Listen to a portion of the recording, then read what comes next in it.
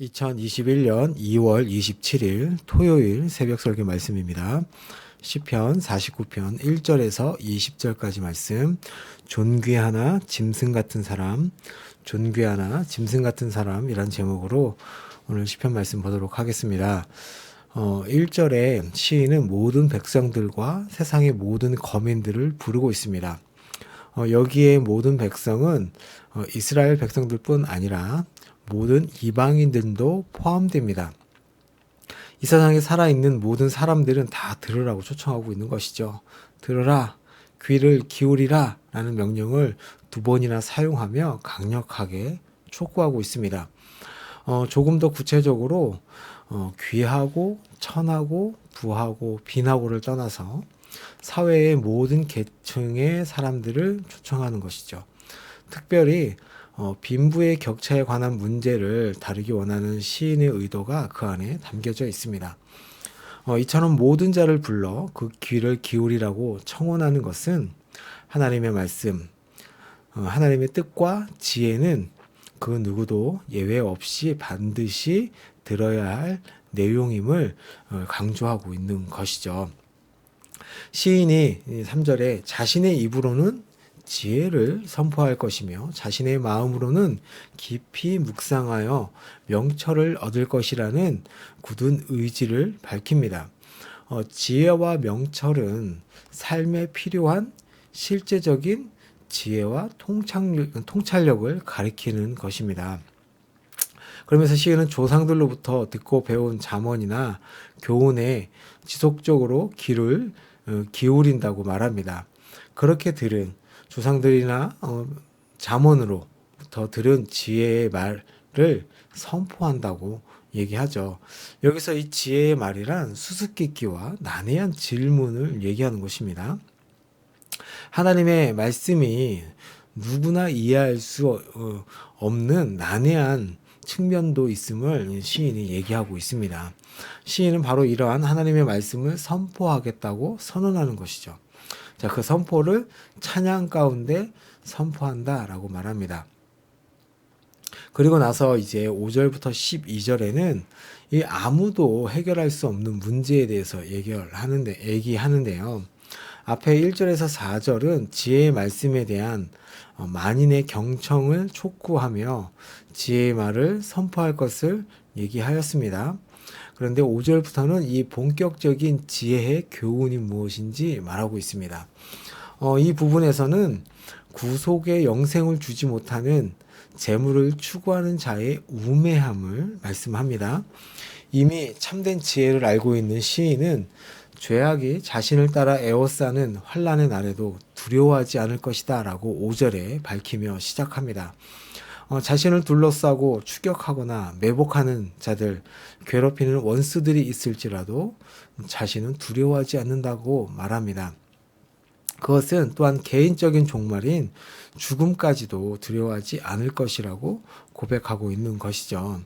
그러나 6절에 어리석은 자는, 그러니까 우매한 자는 자기의 재물을 의지하는 자다라고 규정하죠. 여기서 의지한다라는 이 단어가 어떤 뜻이 있냐면 매트리스 같은 것을, 그러니까 폭신한 것을 깔아두고 아래를 향하여 스스로 넘어지는 모습을 의미합니다. 넘어져도 다치지 않을 것이라는 확신을 갖듯이 재물을 의지하는 자 역시 재물 때문에 자신은 안전할 것이다 라는 확신을 갖는다는 것이죠. 그들은 재물이 모든 문제의 해결자이며 모든 환난의 구덩이에서 능히 자신을 건져줄 것으로 믿고 있다는 것입니다.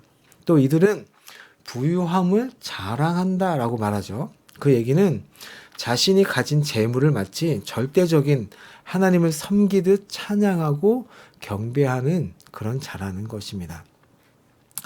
이들은 재물을 하나님의 자리에 올려놓고 섬기며 더 많은 소유를 얻기 위해 수단과 방법을 가리지 않고 온갖 희생을 마다하지 않는 자들입니다.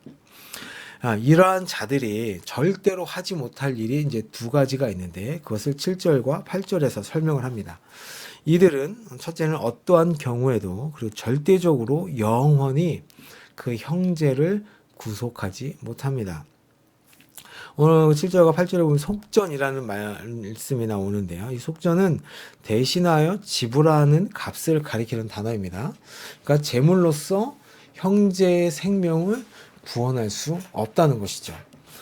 성경 말씀은 생명에 대한 속전은 생명으로만 가능하다고 말씀합니다. 또한 한 생명은 천하보다 귀하다고 말씀합니다. 그러니까 아무리 큰 재물이 있다고 해도 천하를 가질 수 있는 자는 아무도 없죠. 그런데 감히 어느 누가 생명의 속전을 지불할 수 있겠습니까?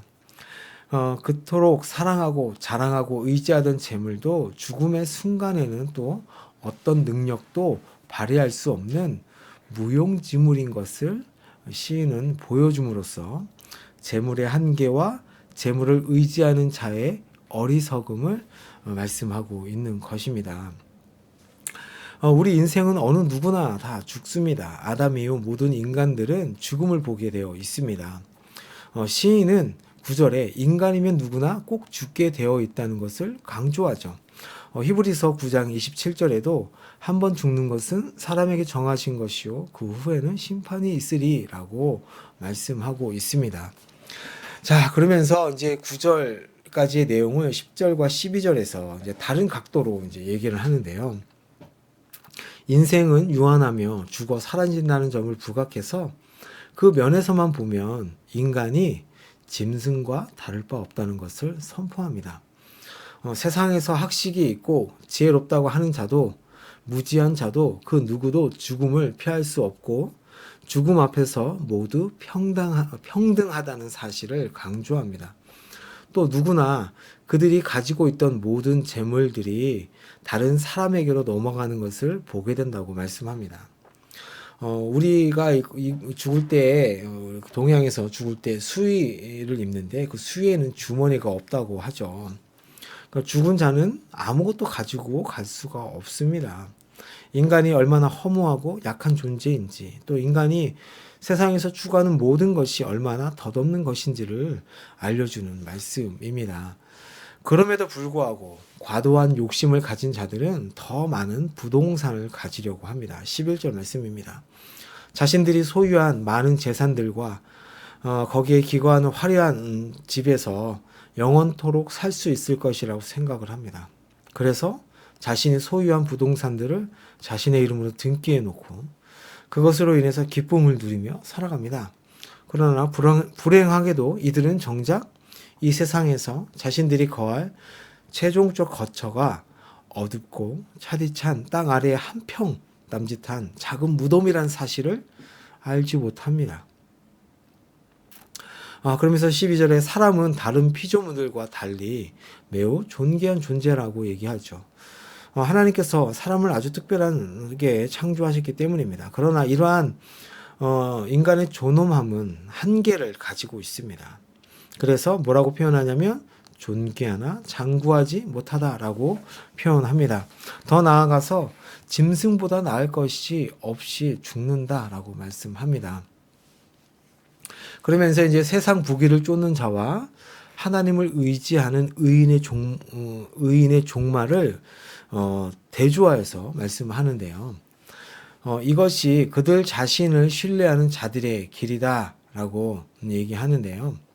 또한 이러한 자들을 추종하는 자들도 역시 비참한 운명을 당할 것임을 13절에 얘기합니다. 물질을 최고 가치로 추구하고 자기 자신을 신뢰하는 자들의 추종자들도 오고 오는 세대 가운데서 어찌 보면 계속 존재하죠. 왜냐하면 사탄이 왕노릇하는 이 세상에서는 그것이 끊어지지 않습니다. 재물을 의존하는 자의 목자를 또 14절에는 뭐라고 표현하면 사망으로 규정하고 있고 음부에 두기로 작정된 자로 추가 설명을 합니다.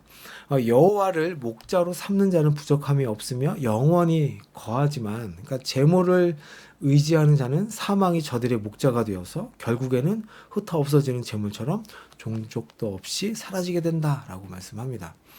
정직한 자는, 하나님의 뜻에 따라 바르게 살아가는 자는 이들에게 온갖 핍박과 비웃음을 이제 받죠. 그러나 종국에는 정직한 자가 물질만을 추구하는 자들을 다스리는 자가 됩니다. 아침에라는 표현은 내세의 아름다운 삶을 상징합니다. 물질 추구하는 자들이 내세에서 영원한 흑암 가운데 살지만 정직한 자들은 왕과 같은 존귀한 권세를 누리는 영예를 누리게 된다는 것이죠. 자, 이제 15절을 보시면 하나님은 나의 영혼을 음부의 권세에서 구속하시리니 왜냐하면 그가 나를 영접하실 것이기 때문이다 라고 얘기합니다. 이 시편의 중심 구절입니다. 하나님께서 나를 영접하신다라는 이 표현은 하나님과 동행하던 에녹이 죽음을 보지 않고 들림을 받은 사건을 묘사하는 데도 사용되었습니다. 그러니까 성도의 마지막은 신랑 되신 예수님께서 그의 신부인 성도들을 천국이라는 신혼집으로 인도해 들으실 것이다 라고 말씀하고 있는 것이죠. 그러면서 16절에서 이제 20절은 세상 부귀의 헛됨에 대한 교훈을 마지막으로 얘기합니다. 세상 부귀를 쫓는 자가 번영하고 형통한다고 하더라도 두려워하지 말라고 하죠. 그들을 존경과 부러움의 감정까지 포함된 그러한 두려움을 가지지 말라고 합니다. 우리 성도들이 물질에 무조건 담쌓고 살라는 말이 아닙니다. 문제는 신앙을 지키고 의를 지키는 것, 하나님을 경외하는 것보다 물질적 성공을 앞세우는 일이 중요하다라고 얘기하는 것이죠. 그러니까 이 말이 무슨 얘기냐면 하나님을 경외하고 신앙을 지키고 의를 지키는 것이 더 중요하다라는 말씀입니다. 또 의를 행하는데도 불구하고 가난하고 곤고하게 살아간다 해서 피해의식이나 자괴감을 가지지 말라는 말씀입니다. 두려워하지 말아야 이유를 말하는데요. 그 부한 자는 죽을 때 아무것도 가져가는 것이 없기 때문입니다. 또 자신 스스로를 축하하고 주변 사람들의 축하를 받는다고 할지라도 그것 또한 죽음 앞에서는 무익하다고 얘기하고 있습니다. 그들은 또한 조상들처럼 죽게 되고 빛을 보지 못한다고 말씀하죠. 캄캄한 무덤에 들어가는 것을 나타내고 영적인 의미로는 천국과 대조적인 음부, 지옥에 떨어질 것이라는 말씀을 19절에 얘기합니다. 지옥은 영원한 빛이 되신 예수님께서 안 계시기 때문에 빛을 보지 못한다고 표현하는 것입니다. 이제 그리고 마지막으로 이제 20절에 이 시의 주제를 말하는데요. 깨닫지 못하고 살아가는 사람의 어리석음을 강조하고 있습니다. 인간이 참으로 추구해야 할 본질적인 가치를 깨닫지 못하는 자는 멸망하는 짐승과 같다고 하십니다. 짐승과 같은 인생이다라는 것은 자기의 죽을 날을 인식하지 못하는 삶을 의미합니다. 오직 인간만이 자신의 죽음을 인식하고 또 준비할 수 있는 존재입니다. 세상의 재물, 성공, 명예, 권력을 가지고 그것을 의지하며 자랑하면서 거짓된 확신에 빠져 살아가는 자들은 짐승과 같은 인생이다라고 말씀하죠. 오늘 본문은 그런 자들을 향한 경고의 말씀입니다. 이 말씀을 저희가 묵상하고 생각하면서 우리는 어떠한 위치에 있는지 또 이 시편의 말씀을 깨닫고 있는지 한번 생각해 보기를 원합니다. 그래서 오늘 본문은 우리 인간이 사는 세상에서 누리는 모든 부귀 영화는 들의 풀과 꽃과 같이 영원할 수 없고 마르고 시들듯이 다 사라질 것이라는 의미를 깨달아야 할 것입니다. 그 말은 영원한 것에 우리는 초점을 맞추고 살아야 된다는 말씀입니다. 우리에게 있어서 영원한 것은 무엇인가요? 바로 하나님의 말씀입니다. 하나님의 말씀에 초점을 맞추고 그 말씀 깨닫기를 인생의 최고의 목표로 삼고 살아가는 우리가 되기를 예수님의 이름으로 축복합니다. 아멘. 제가 잠시 기도하겠습니다. 하나님 아버지, 세상의 부귀 영화는 잠깐 있다가 없어지는 안개와 같다는 것을, 들의 풀과 꽃과 같다는 것을 저희가 깨닫고 그것이 없어 슬퍼하거나 또 그것이 많아 자랑하는 어리석음에 빠지지 않게 하여 주옵소서. 잠깐 있다가 없어지는 것에 목숨 걸지 않고 영원한 것에 생명을 다하는 삶을 사는 저희들이 되게 하여 주옵소서. 예수님의 이름으로 기도합니다. 아멘.